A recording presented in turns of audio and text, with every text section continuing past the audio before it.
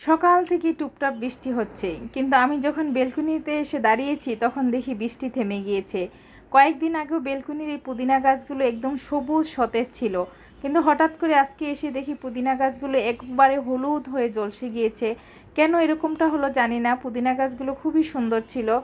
Hello viewers, আসসালামু আলাইকুম। আশা করি সবাই ভালো আছেন। আলহামদুলিল্লাহ, আমিও ভালো আছি।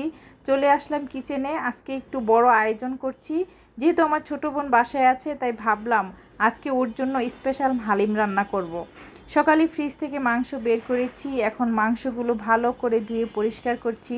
হালিম রান্নার জন্য যা যা লাগবে সব কিছু একে একে রেডি করছি। রান্না শুরু করার আগে এই প্রস্তুতি কাজগুলো কিন্তু অনেক গুরুত্বপূর্ণ।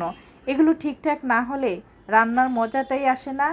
আর শুধু হালিম না, আজকে থাকবে আমাদের সবার পছন্দের ইলিশ মাছ। বৃষ্টির দিনে ইলিশ মাছ না হলে যেন একটা অপূর্ণতা থেকেই যায়। সঙ্গে আছে নদীর গুড়া মাছও। অনেক দিন পর সবাই মিলে বসে খাবো, তাই আজকে একটু মন খুলে রান্না করছি। রান্নাঘরে আজকের কাজের শেষ নেই, কিন্তু রান্নার ব্যস্ততাটা আমার কাছে খুব ভালো লাগে।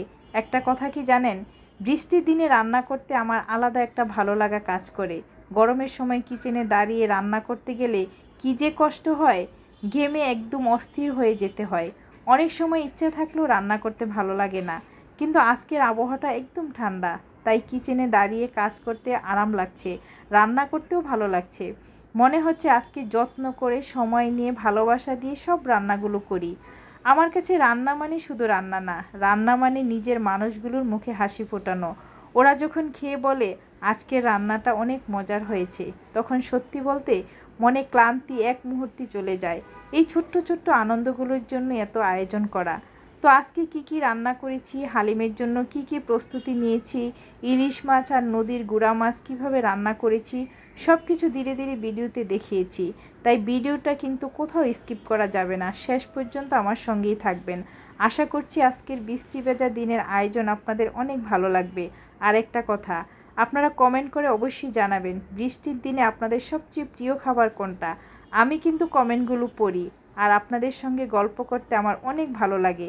ভিডিওটা যদি ভালো লাগে তাহলে অবশ্যই একটা লাইক কমেন্ট করে সুন্দর একটা কমেন্ট করে যাবেন।